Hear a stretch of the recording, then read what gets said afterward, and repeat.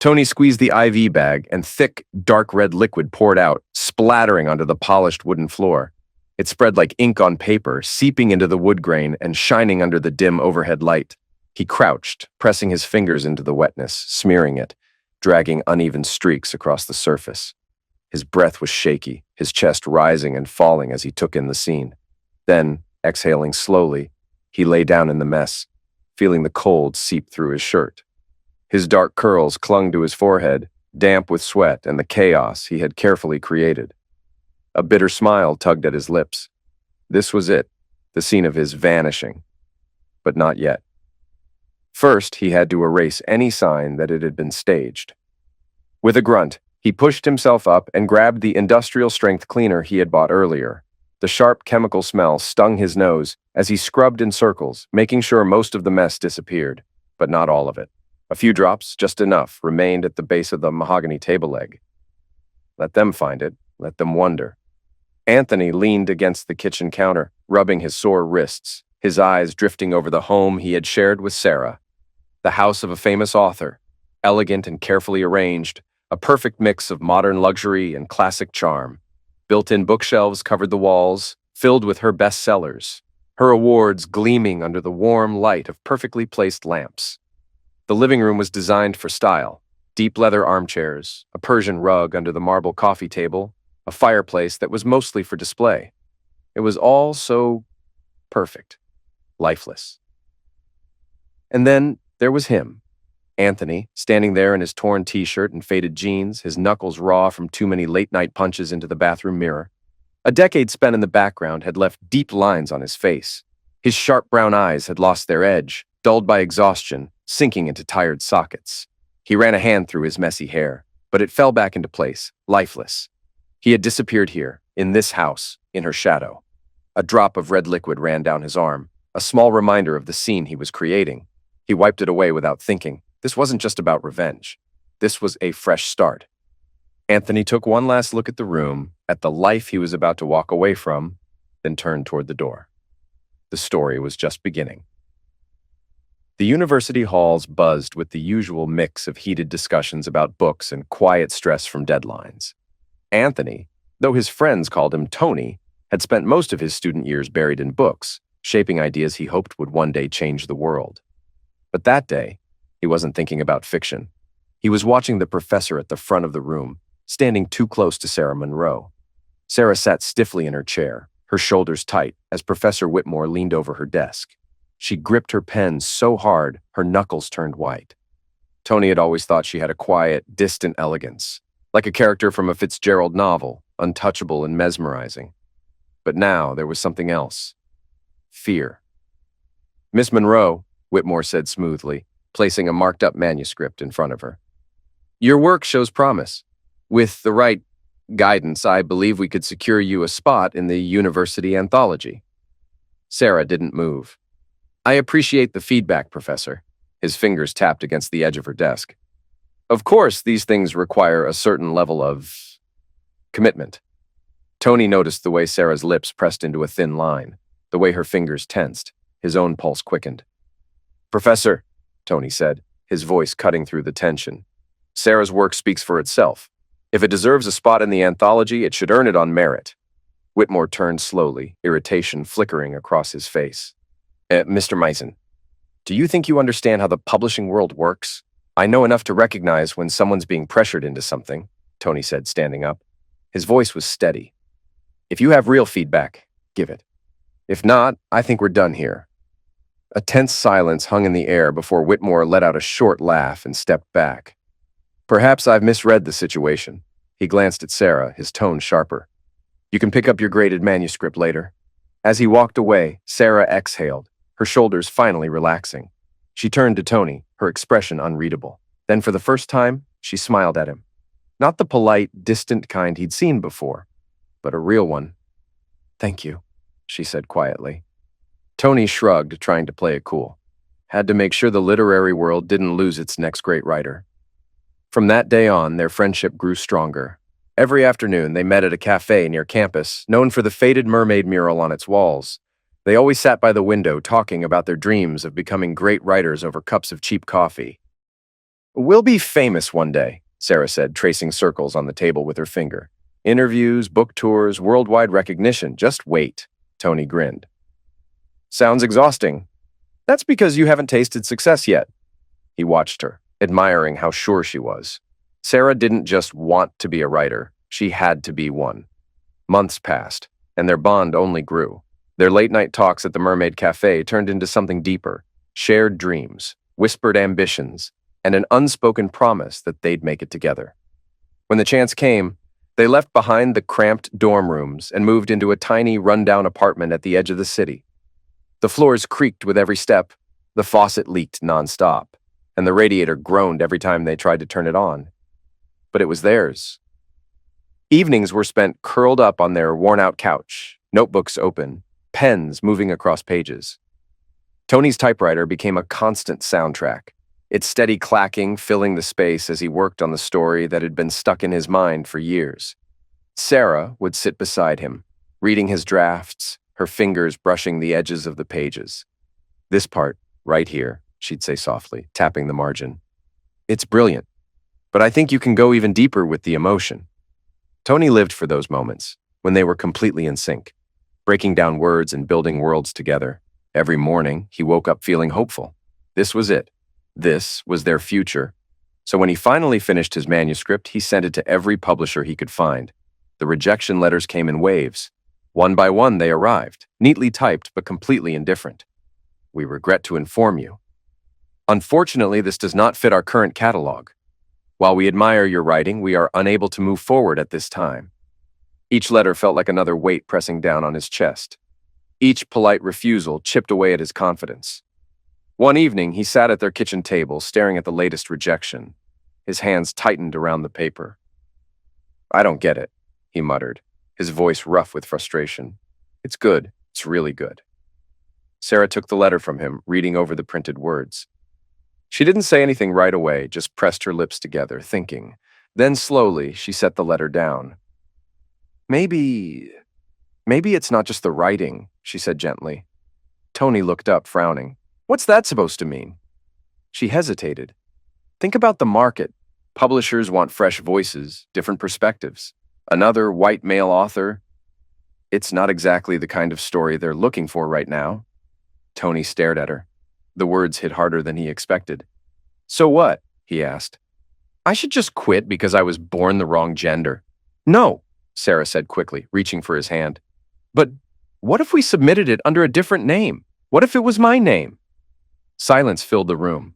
Tony pulled his hand back, his jaw clenching. You're joking. I'm not. His stomach twisted. He had poured years into this book. Every word, every scene, it was his. But then he looked around, at the peeling wallpaper, at the stack of unpaid bills, at Sarah sitting across from him, her eyes filled with something close to desperation. He let out a slow breath. It's just a name, right? Sarah smiled. Right. And so, his book became hers. At first, nothing happened. The manuscript sat in slush piles, moving through the usual slow process. But then, everything changed. A well-known critic discovered it and wrote a glowing review. A striking, powerful debut from a fresh literary voice. Sarah Monroe is the writer of a generation. Sarah's phone started ringing nonstop. Interviews, invitations, offers. The book became a bestseller almost overnight. Tony should have been happy. And at first, he was. He told himself it didn't matter whose name was on the cover. This was their dream, their success. But success came with expenses. There were agents to pay, book tours, publicity campaigns. The bills piled up faster than before. Sarah needed time to write her next book, to build her career. So Tony made the only choice that made sense. He dropped out of university. At first, he picked up small jobs, bartending, stocking shelves, fixing things for neighbors. But it wasn't enough. Soon, he was working long hours in construction, learning how to patch drywall and repair plumbing. Eventually, he started his own small renovation business, spending his days covered in dust and paint while Sarah's career soared. More books followed, more deals, more recognition. And with every new release, Tony read the pages and saw the words, the phrases, the ideas, his ideas. But his name was never there. One evening, after a long, exhausting day, he came home to find Sarah sitting at the kitchen table, typing on her laptop. Stacks of freshly printed pages surrounded her. He sank into the chair across from her, rubbing his tired hands together. "What's all this?" She barely looked up. "The new manuscript." He reached for a page, scanning the words, the dialogue, the descriptions. He recognized them. He had written them. Something inside him twisted. "Sarah," he said, his voice quieter now, almost unsure. "Is this mine?" She hesitated just for a second.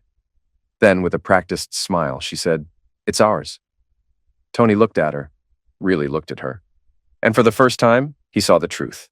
It had never been their dream. It had only ever been hers, years past. Sarah's name became synonymous with literary brilliance. And Tony?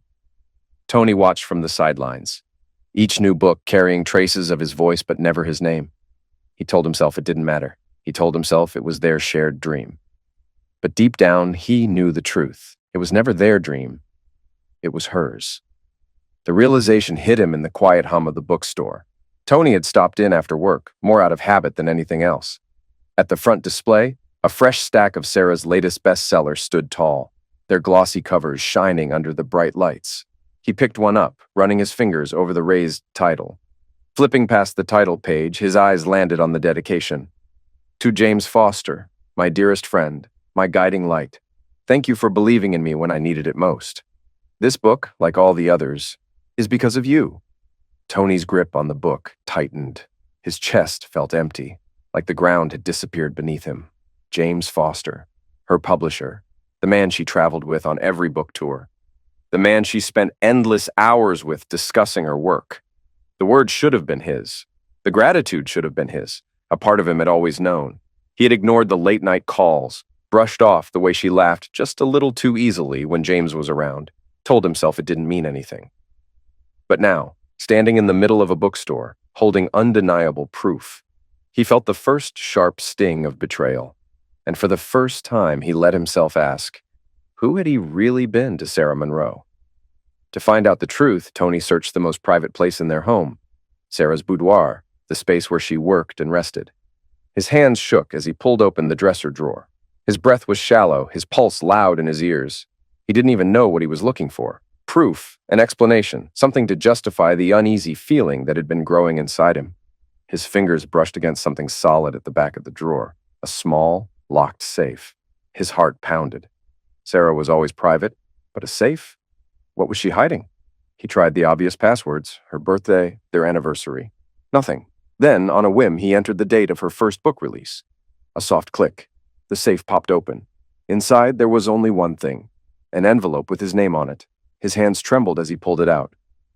The paper inside was old, the ink slightly faded. A letter from a publishing house.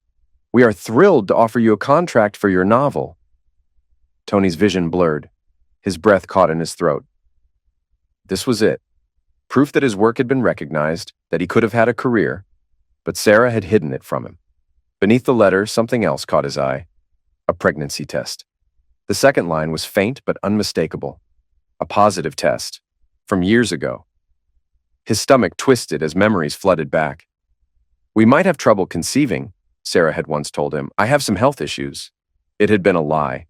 Tony stared at the two objects in his hands, the letter that had stolen his future, and the test that had stolen his past. And in that moment, he realized he had lost everything. The anger in Tony's chest burned hotter with every mile as he drove to Sarah's office.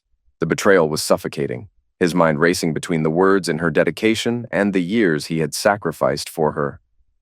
His grip tightened around the steering wheel, knuckles white, as he sped through the familiar streets leading to the high-rise where Sarah spent most of her time that should have been spent with him. The glass tower loomed as he pulled into the parking garage. He barely noticed the security guard's nod as he strode past, his focus locked on one thing. The elevator ride felt endless, each floor ticking down to the moment he would finally confront her. He imagined it over and over, her wide eyes, the excuses she would stammer out, the unraveling of every lie. He was ready. As the door slid open, he stepped onto the plush carpeted floor of the publishing house. It was late. The office should have been empty. But a soft glow spilled from Sarah's office. She was still inside. His footsteps were silent against the thick carpet as he moved forward. His heart pounded in his ears as he reached the doorway, slightly ajar. And then he heard them. You were amazing tonight, James Foster's smooth voice carried through the crack in the door. I don't know how you do it, but every time I read your work, I'm blown away all over again. Tony's stomach twisted. He knew that voice too well. James, her publisher, the man she traveled with, the man she spent endless hours with, discussing her work, his work. His breath caught as he peered inside. Sarah was perched on the edge of her sleek mahogany desk, her long legs crossed, her silky blouse slightly unbuttoned. James stood too close, his hand resting on her knee. A half-empty glass of wine sat beside her. They were laughing, sharing a private joke, their eyes locked in a way that left no doubt. I should be thanking you, Sarah said, her voice softer than Tony had heard in years. None of this would have been possible without you. James chuckled, tracing lazy circles on her thigh.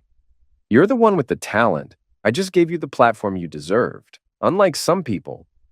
Tony's breath hitched. He didn't need to hear his name to know who James meant. Sarah sighed, leaning into him. You always believed in me.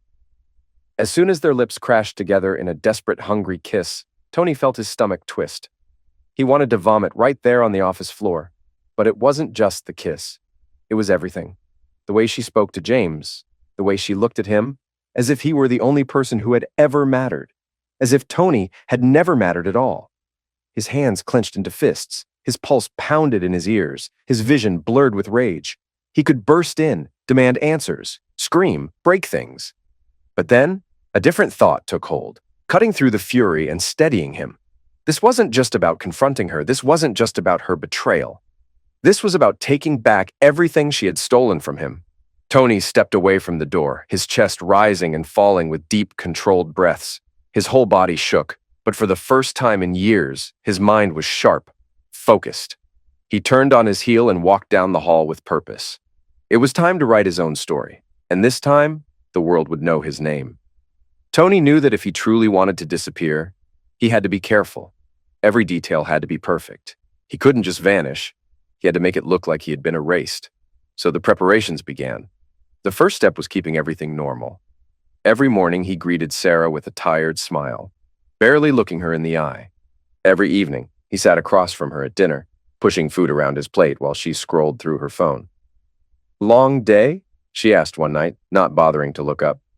Yeah, Tony muttered, forcing a sigh. Work's been brutal.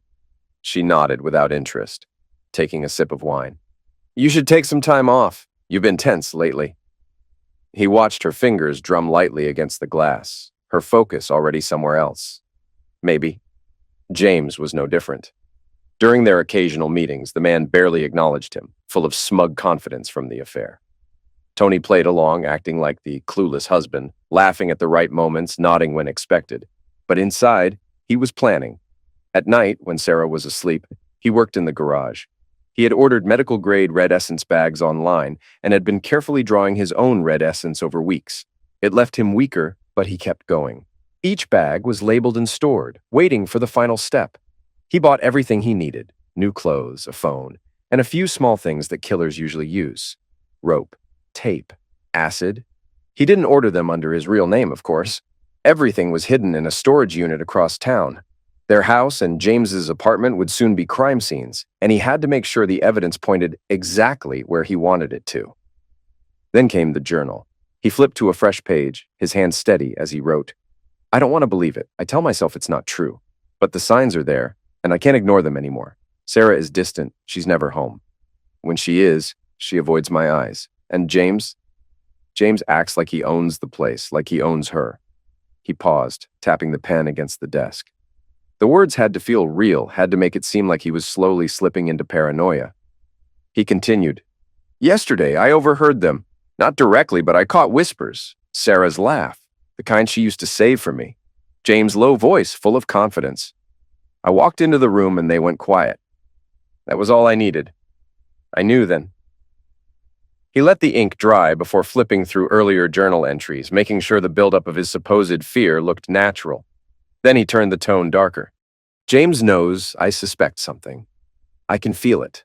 The way he looks at me, the way Sarah brushes off my concerns. It's like they're waiting for me to break. Maybe they think I already have. Maybe that's why my breaks failed last week. Maybe that's why my emails to the publisher never went through. If something happens to me, it won't be an accident. Satisfied, Tony left the journal open on the desk, making sure it would be found at the right time. Now, all he had to do was wait. He had chosen the perfect day, one when Sarah and James would have no alibi, a normal work day, no book tour, no autograph signings, no film meetings. On this day, they were supposed to kill the clueless, disposable husband of a literary star. Standing in the middle of the living room, Tony took in the carefully arranged space. It was too perfect, too clean. That had to change. He grabbed one of the red essence bags he had prepared over the past few weeks. Kneeling down, he sliced it open, watching as the thick red liquid poured onto the carpet, soaking into the fibers.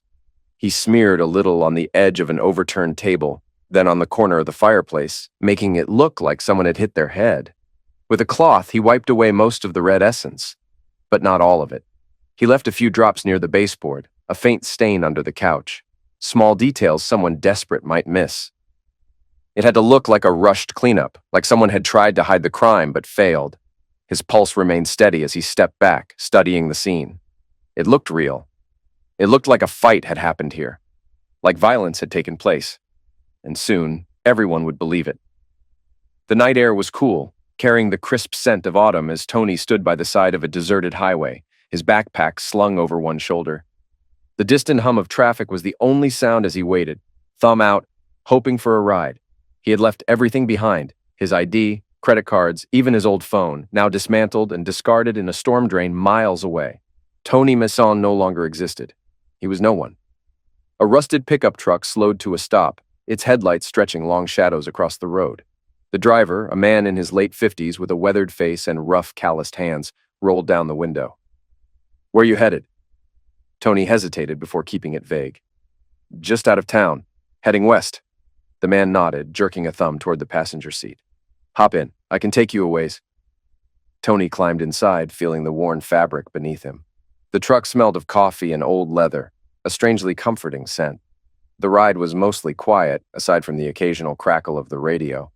40 minutes later, the driver dropped him off at the edge of a small town, one Tony had carefully researched weeks ago. The town looked like something out of a postcard, almost untouched by time. Cobblestone streets twisted between rows of brick buildings, each decorated with flower boxes overflowing with late-blooming chrysanthemums. Street lamps cast a soft glow. And in the distance, a church bell chimed the hour. It was the kind of place where everyone knew each other's name, where a stranger would stand out. Tony adjusted his backpack and walked toward the small cottage he had rented under a different name. It was nothing like the cold modern house he had shared with Sarah. This place had warmth, soft cream-colored walls, a rich chestnut roof, and a wooden porch swing that creaked gently in the breeze. The owner, a woman in her mid-30s with hazel eyes and auburn hair tied into a loose braid, greeted him at the door. "You must be Tom," she said with a kind smile. "I'm Emily. Welcome." Tony smiled back, shaking her hand. "Thanks, Emily. The place looks great." She led him inside, where the smell of freshly baked bread lingered in the air. The house felt lived in, knitted blankets draped over the couch, a stack of well-worn books on the coffee table, and a fireplace crackling softly in the corner. "Make yourself at home," Emily said, then hesitated before adding, "Mind if I ask, are you traveling alone, family?" Tony forced an easy chuckle. "Divorced, actually," Emily nodded, her expression turning understanding. "Well, fresh starts can be good." As she left, Tony let out a slow breath he hadn't realized he was holding. He set his bag down and walked to the window, looking out at the quiet street. No one knew him here. No one would ask questions. He opened his laptop and connected to the remote cameras he had set up outside his old house. The screen flickered, showing the driveway, the front porch, and the dimly lit living room through the half-open blinds. Now, all he had to do was wait. He wondered who would notice he was gone first. Not Sarah, he was sure of that. Maybe someone from work? Or his aging parents when the monthly checks stopped coming. A bitter smirk crossed his face. Sooner or later, someone would sound the alarm, and when they did, he would be watching. The first sign that something was wrong came when Tony Mason didn't show up for work. At first, his co-workers didn't think much of it. Maybe he was sick or just needed a day off. But when his calls and messages went unanswered, concern started to grow. By the second day, his manager, Michael Donahue, decided to call Tony's emergency contact. His wife, Sarah Monroe. "Mrs. Monroe, this is Michael Donahue, your husband's colleague. Mr. Mason hasn't come in for 2 days and we can't reach him." Is everything all right? Sarah forced a surprised tone, though her stomach tightened. That's strange. I'll try calling him. Hours passed. No one heard from Tony. That was when Sarah's performance began. She called friends, left panicked voicemails, and even went to his favorite coffee shop, asking if anyone had seen him. By nightfall, she called the police. The officers arrived at the house she shared with Tony, their presence making the situation feel heavier, more real. Mrs. Monroe, when was the last time you saw your husband? One of them asked, notebook in hand. Sarah twisted her hands together, eyes wide. Sometimes he stays late at work. I thought that was the case this time, too. Was he acting strange? Stressed? She hesitated, then nodded. Yes, actually. Lately he seemed distant. I thought maybe work was getting to him. James Foster was sitting on Sarah's couch when she said goodbye to the police. His face was unreadable as he swirled the whiskey in his glass. You really think he just disappeared? He asked. Sarah let out a sharp breath. I don't know what to think. He's never done anything like this. News spread fast. Social media blew up with posts about the missing husband of a famous writer, and soon, reporters were at their door. Sarah stood in front of the cameras, playing the devastated wife. Tony, if you see this, please come home. We just want to know you're safe, she pleaded, her voice shaking. But the sympathy didn't last long. 3 days into the investigation, the police executed a search warrant for the Misen Monroe home. They went through every inch, and in the study, they found it, the journal.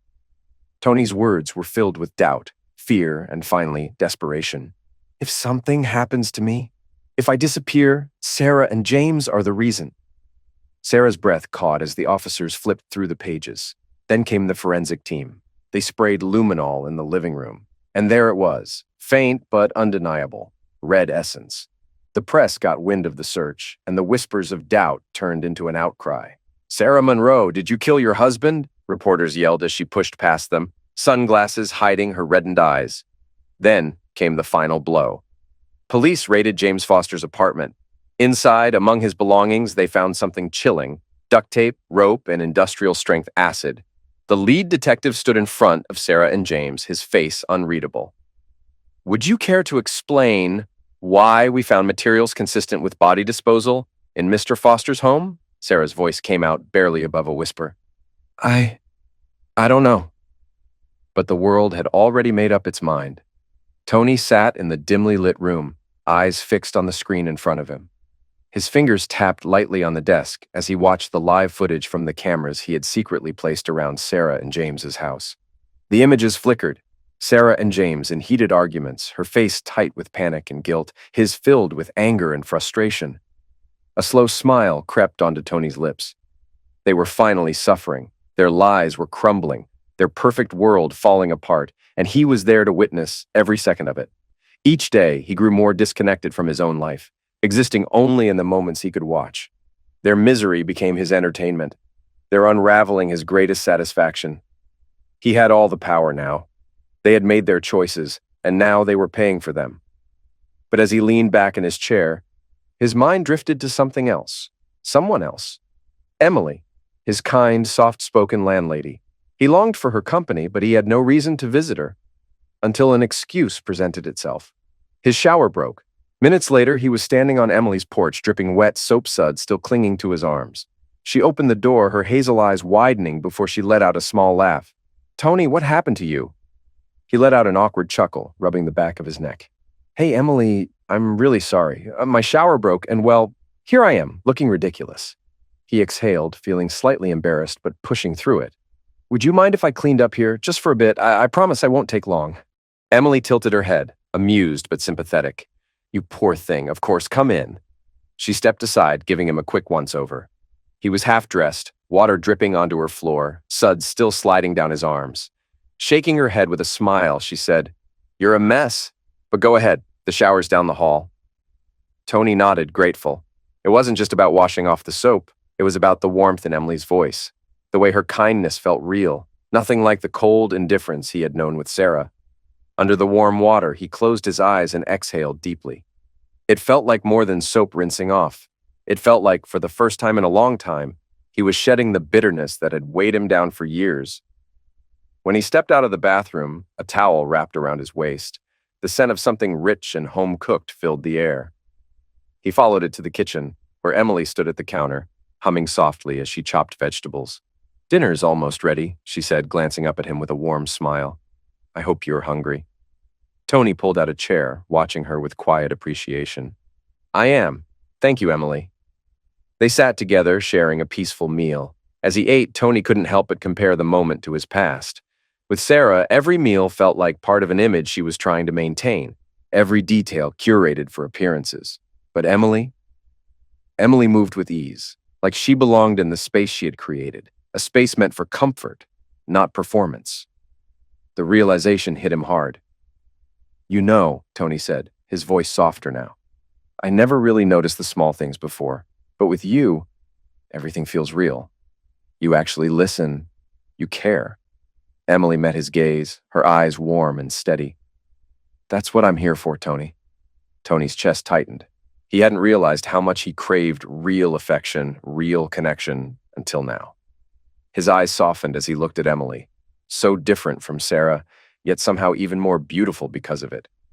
As they finished cleaning up, a quiet warmth filled the space between them. It was subtle, but impossible to ignore. Something was there, something unspoken, yet understood. Tony found himself stepping closer, drawn in by an invisible pull. Without thinking, he leaned in and pressed a gentle kiss to her cheek, a simple gesture of gratitude, of something deeper he wasn't quite ready to name.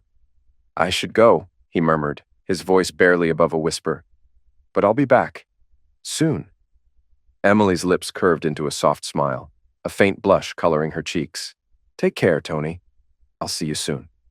He lingered at the door for a moment, his heart beating just a little faster. For the first time in a long time, he felt something shift inside him. He felt alive again, like he was stepping into something real, something that actually mattered. With one last glance at Emily, he stepped outside.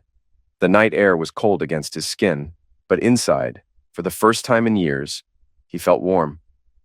As much as Tony wanted to stay hidden in this quiet little town, it was time to return and make a move, push everything to the breaking point, then let it all unravel, just like in the movies, just like in books. Sitting alone in the rented house, Tony stared at the tools scattered on the floor. The weight of it all, the lies, the betrayal, the injustice, pressed down on him. His body ached, but not just from exhaustion. It was the storm inside him, a storm that refused to settle. His eyes flicked from the hammer to his own shaking hands. He needed to feel something real. Gripping the hammer tightly, he shut his eyes, clenched his jaw, and brought it down, hard, on his arm. The shock of pain made him flinch, but he didn't stop. Another blow, this time to his leg. The pain was unbearable, but it drowned out the hollow rage, the endless spiral of thoughts that wouldn't leave him alone. He needed this. He needed the release. Another strike, his ribs, his shoulder, his entire body screamed, but he didn't make a sound. He couldn't afford to. Instead, he grabbed the nearest thing, Sarah's book, and bit down on it, his teeth grinding against the pages. "I won't scream," he muttered through clenched teeth. "I won't give them the satisfaction." The pain blurred into the memories. Sarah's deception, the life he thought he had, the man who had stolen it all. The pain was the only thing keeping him from falling into the void completely. Hours later, bruised, bloodied, and barely steady on his feet, Tony walked into the police station. The sharp scent of metal and stale coffee filled the air. Fluorescent lights buzzed overhead as he sat in the cold interrogation room, staring at the walls, trying to piece together what came next. Every movement sent pain rippling through his body, but he kept his face blank. His hands, still trembling from what he had done, gripped the edge of the table. Muffled voices of officers echoed from beyond the door, but Tony barely heard them. Then the door opened, and the detective assigned to him stepped inside. Detective Carson, a middle-aged man with tired eyes and a patient demeanor, lowered himself into the chair across from Tony. He was the kind of cop who had seen it all, who knew exactly how to pull answers from broken men. Tony could feel the detective's stare, heavy with suspicion, but he kept his eyes down, letting himself look like a man who had lost everything. Carson leaned forward slightly. "You're telling me James Foster took you? Your wife's publisher?" Tony nodded slowly, letting his gaze lift just enough to meet the detective's. His voice was thick with confusion. "Yes, I don't remember much. I think I think he took me. He said something about doing it for someone, but I can't remember. The detective's pen tapped against the table. You don't remember who told him to do it? You don't remember where you were kept? Tony let out a slow, shaky sigh, as if exhausted. No, I don't.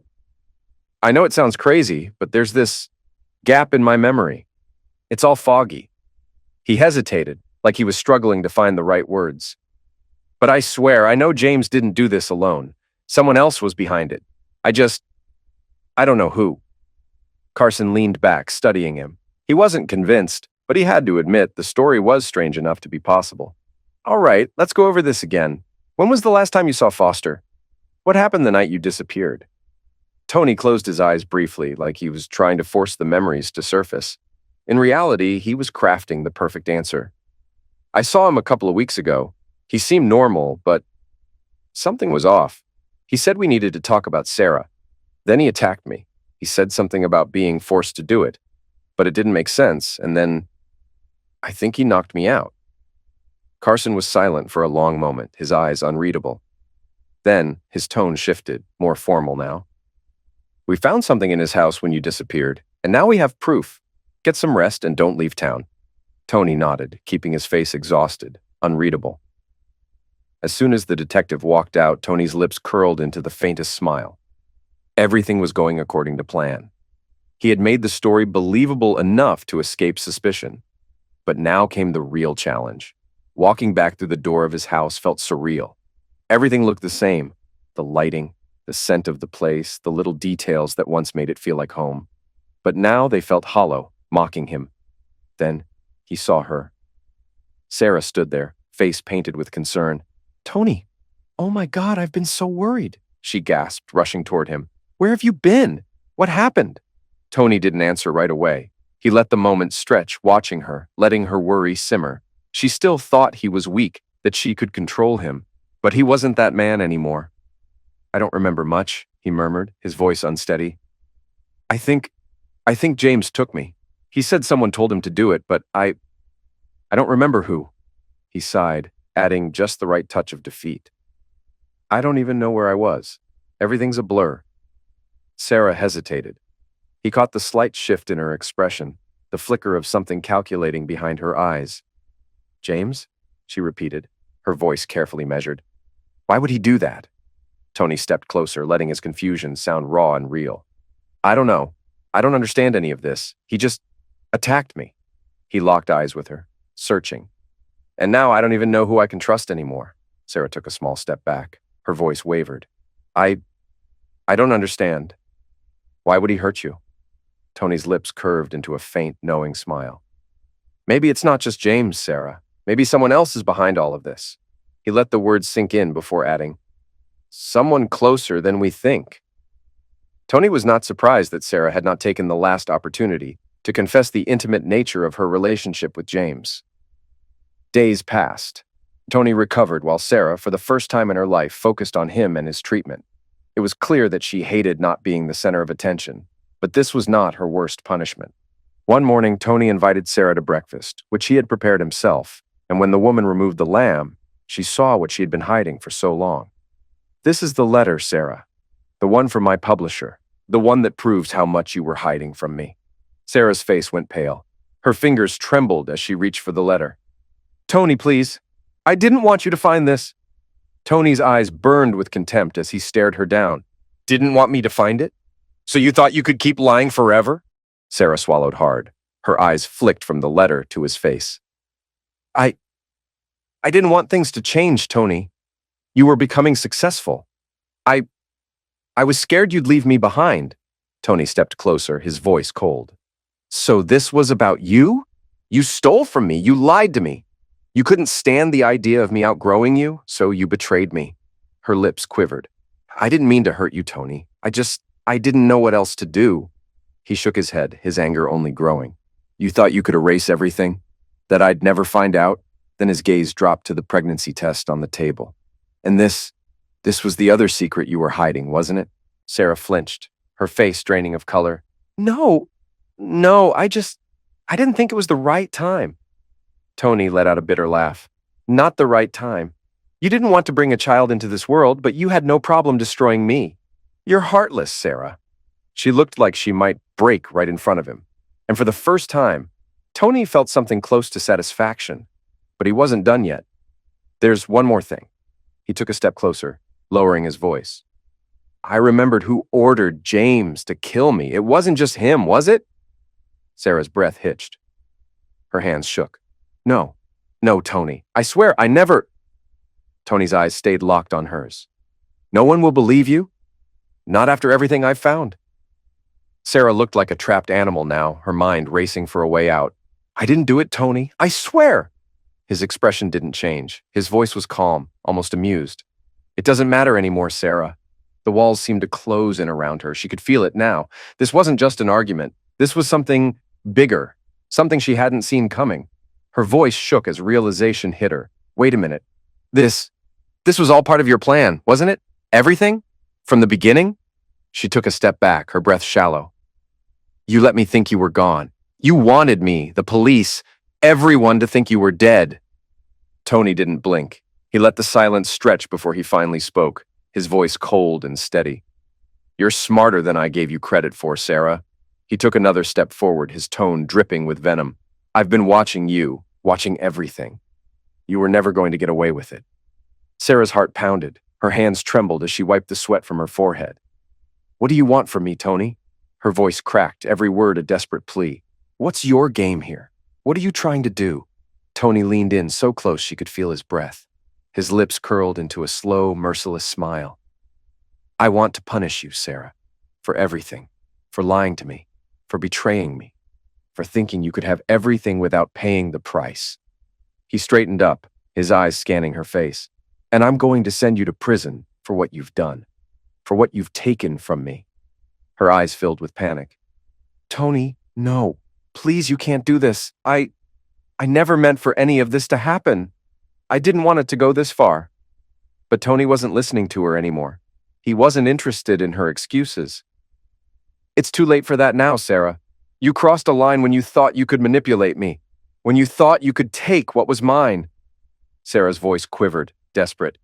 "No, no, please don't do this. I'll do anything. Please, I'll do anything to make this right." Tony's eyes gleamed with satisfaction, but he kept his voice steady, almost detached. "Anything?" He let the word hang in the air, a challenge. "You're going to have to admit something. Something that's going to destroy you." Sarah looked at him, a deep frown forming. "What do you mean? What could I possibly admit?" Tony reached into his pocket and pulled out the envelope again, placing it on the table in front of her. "You're going to tell me that you're the one who's been hiding the truth, the one who stole everything from me. You're going to admit that all those books you've been getting credit for, all those things people think you did were actually mine. That I'm the author?" Sarah's breath caught in her throat. She stared at the envelope, her face paling. She could feel the walls closing in around her, and she instinctively backed away from the table. You can't expect me to just admit that. You know what this would do to my career, to my life." Tony's expression darkened, his voice suddenly more intense. "You wanted me to disappear. You wanted to erase me, to take everything I built and make it yours. Well, now it's my turn to take it all back. You want me to let you go, to save you from prison? Then you'll admit what you did. You'll tell the world that you're not the real writer, that it was me all along." Sarah's mind spun. The reality of the situation was sinking in, and she could feel the pressure building. The guilt, the fear, the desire to protect herself. It all collided into a suffocating wave of panic. "Tony, please. Please don't do this. I can't lose everything." Her voice cracked, her composure completely shattered. "I didn't mean for this to happen. It just got out of hand." Tony stood there, watching her crumble before him. His eyes remained cold, calculating. "You can beg all you want, but it won't change anything. You've ruined me, Sarah.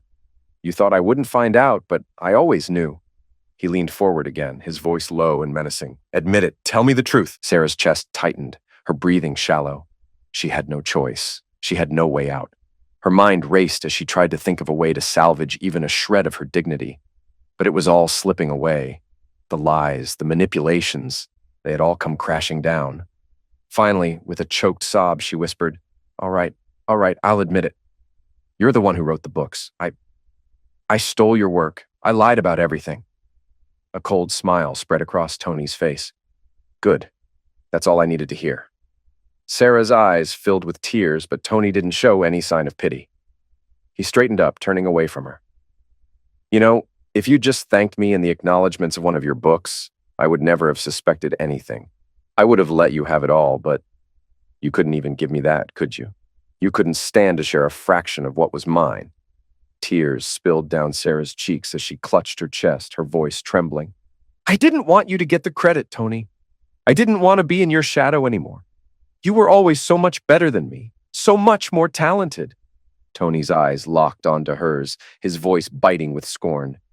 You were never worthy of my love. You were never worthy of anything I gave you.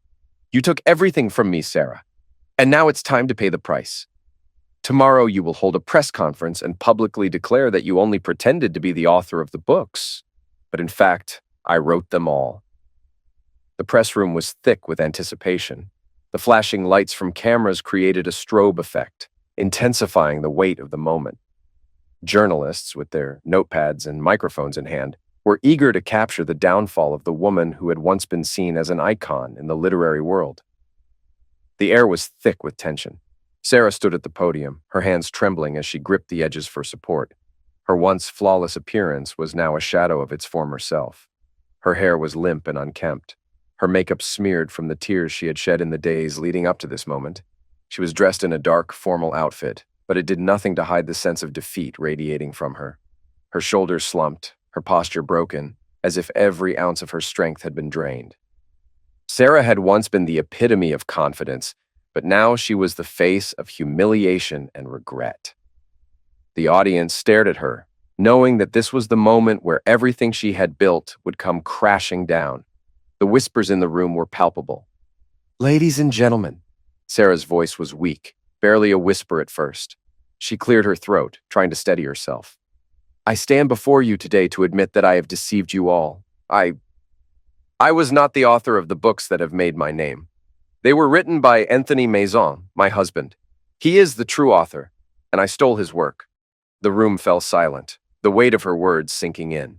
Cameras clicked frantically, capturing every moment of her public disgrace. Her face was pale, her lips trembling as she fought to keep her composure. She glanced over at Tony, who sat in the audience, his expression unreadable. He was the only one in the room who seemed unaffected by the scandal. His presence was almost a distant comfort, though it only served to remind Sarah of how deeply she had betrayed him. The reporters began shouting questions, eager to get to the core of the scandal. Sarah, can you confirm that James Foster was involved in the seizing and attack of Tony? One reporter asked, his voice cutting through the noise. Sarah's eyes darted to the ground. Yes, she whispered. Another journalist raised his hand. How long do you think James will serve in prison for the seizing and attack? Sarah swallowed hard, her eyes darting between the journalists. Given his influential position and the resources available to him, he could face up to 7 years for seizing an attack with intent to harm, but with a good lawyer, it might be reduced.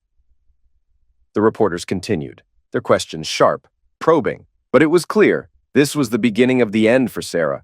The wave of public hatred would drown her. The social media backlash was swift and brutal, with thousands of angry comments flooding every post. Accusations of fraud, theft, and betrayal piled up, and every minute she stood there, the weight of her lies crushed her further. As the conference ended, Sarah was escorted out, her once glamorous world now a mess of scandal, hate, and broken dreams. Months passed, and while Sarah's name was synonymous with scandal, Tony's world was one of quiet triumph. He had already begun working on a new book, his reputation growing with each passing day. He was no longer the man betrayed. He was now the celebrated author, living a life of peace and quiet with Emily by his side. Sarah's fall had been swift, and Tony had been content to watch from the shadows, knowing that she would eventually destroy herself. Her ego had been shattered beyond repair. One morning, as he sat at his desk, reading through an article about Sarah's tragic end, he came across the words that struck him like a bolt of lightning. The headline read, "Former best-selling author tragically ended her life by own hands amidst scandal." The article detailed how Sarah, unable to cope with the immense pressure, the hate, and the loss of everything she had worked for, had taken her own life. Her fragile ego had been crushed beneath the weight of the truth, and she had no way out. Tony sat back in his chair, staring at the screen for a long time. A strange mixture of satisfaction and pity washed over him. He had won, but at what cost? The sound of the door opening broke his thoughts.